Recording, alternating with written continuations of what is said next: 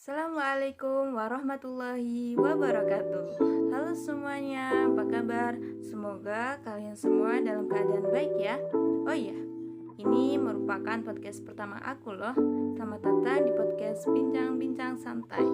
Jangan lupa untuk subscribe and comment ya. Sebelumnya, izinkan aku untuk memperkenalkan diriku secara formal ya. Namaku Hanafi Izzatika, mahasiswi program studi pendidikan matematika semester 1 Fakultas Ilmu Tarbiyah dan Keguruan di Universitas Islam Negeri Sunan Kalijaga, Yogyakarta.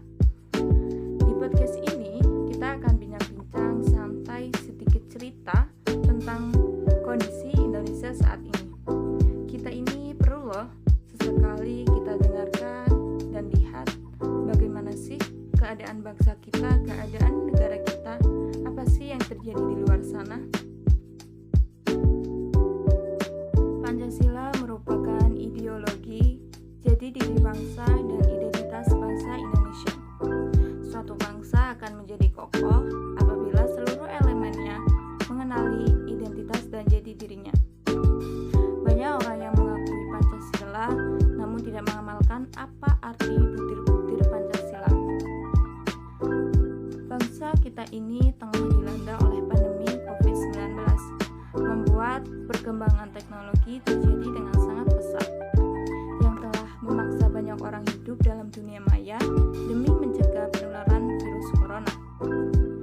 Hingga dalam berbagai kasus tidak seimbang dengan peningkatan kapasitas serta tingkat kewaspadaan seseorang dalam mengakses informasi di internet. Kemudian yang lebih menyedihkannya lagi adalah perempuan telah dihadapkan pada bentuk kekerasan yang baru, yaitu kekerasan berbasis genre online atau yang disingkat dengan KBGO. Secara tidak langsung, saya jadi teringat dengan sila kedua dari Pancasila, yaitu kemanusiaan yang adil dan beradab. Rasa kemanusiaan yang seharusnya menolak segala macam kekerasan, namun ini telah dilanggar oleh orang-orang yang tidak mengamalkan arti dari butir-butir Pancasila ini. Kekerasan berbasis genre online ini merupakan serangan terhadap tubuh, seksualitas, dan identitas gender seseorang yang difasilitasi teknologi digital. KBGO dapat diartikan sebagai bentuk kekerasan yang dilakukan seseorang kepada orang atau pihak lain dengan menyerang seksualitas atau genre dengan menggunakan fasilitas internet. Nah, biasanya para pelaku ini menggunakan akun-akun palsu atau akun fake akun. Lalu apa aja sih yang termasuk yang dikategorikan sebagai kekerasan genre berbasis online itu? Yang pertama ada tindakan mengakses, menggunakan, memanipulasi dan menyebarkan data, foto atau video serta informasi dan konten pribadi tanpa sepengetahuan dan tanpa persetujuan pemiliknya, serta doxing atau menggali dan menyebarkan informasi pribadi seseorang dengan maksud untuk memberikan akses untuk tujuan jahat lainnya.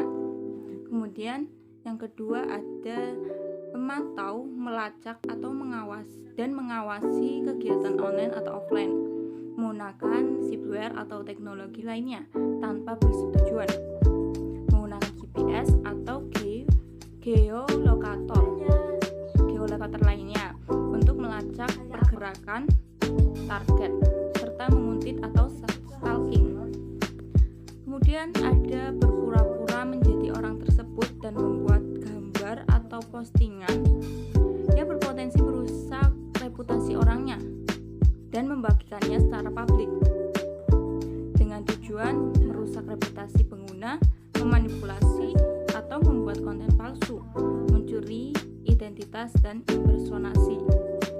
Kemudian yang keempat ada pelecehan berulang-ulang melalui pesan, perhatian, dan atau kontak yang tidak diinginkan, ancaman langsung kekerasan seksual atau fisik, komentar kasar, ujaran kebencian dan postingan di media sosial dengan target atau gender atau seksualitas tertentu.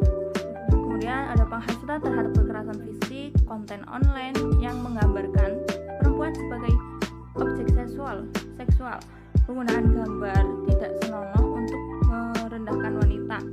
dan menyalahgunakan serta mempermalukan wanita karena mengekspresikan pandangan yang tidak normatif.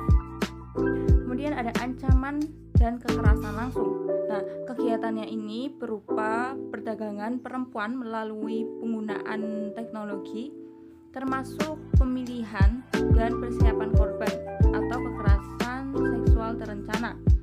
Kemudian ada meretas situs web, media sosial, atau email. Kemudian dengan niat jahat ini, pengawasan dan pemantauan kegiatan anggota komunitas atau organisasi, ancaman langsung kekerasan terhadap anggota komunitas atau organisasi. Kemudian ada orang-orang yang menjadi korban dari KBKO ini tentunya akan merasa cemas, takut, atau bahkan mengalami depresi. Para penyintas KBKO juga cenderung menarik diri dari kehidupan sosial, termasuk dengan teman dan keluarga mereka sendiri. Hal ini disebabkan oleh munculnya rasa malu atas apa yang telah terjadi pada dirinya, terutama pada mereka yang foto atau videonya tersebar luar tanpa persetujuan dari mereka. Kemudian mereka juga tentunya mengalami traumatis, juga menjadi dampak yang ini dilansir dari buku panduan KBKO, yaitu dampak yang membuat mereka kehilangan kepercayaan terhadap keamanan teknologi digital. Kemudian yang membuat mereka menghapus diri dari internet. Dampak negatifnya yaitu dia akan kehilangan akses informasi, layanan elektronik, dan komunikasi sosial atau profesional yang bisa diperoleh melalui internet. Kemudian penelitian terakhir menyebutkan bahwa sebagian korban berasal dari generasi muda. Ya, tentu saja hal tersebut bisa terjadi karena sebagian besar pengguna internet itu adalah anak muda, baik para pekerja maupun pelajar. Kasus kekerasan berbasis gender online ini yang utamanya mengincar perempuan dan kaum rentan saat ini tengah marak di Indonesia. Mungkin kita tidak menyadari hal ini, tapi tindak kejahatan KBKO sebetulnya sudah sering terjadi. Untuk itu kita perlu waspada, hindari berbagi lokasi, jangan mudah percaya kepada aplikasi pihak ketiga, jangan sembarang membuka tautan-tautan yang tidak jelas sumbernya, karena bisa jadi tautan tersebut mengarahkan kita ke situs yang berbahaya. Jangan mudah percaya juga dengan akun yang tidak dikenal, dan yang paling penting, jangan mengangkat panggilan video call dari nomor yang tidak dikenal.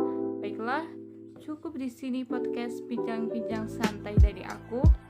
Mohon maaf jika ada kesalahan kata yang tidak berkenan di hati teman-teman. Semoga kita bisa ketemu lagi di podcast aku selanjutnya. Dadah. Wassalamualaikum warahmatullahi wabarakatuh.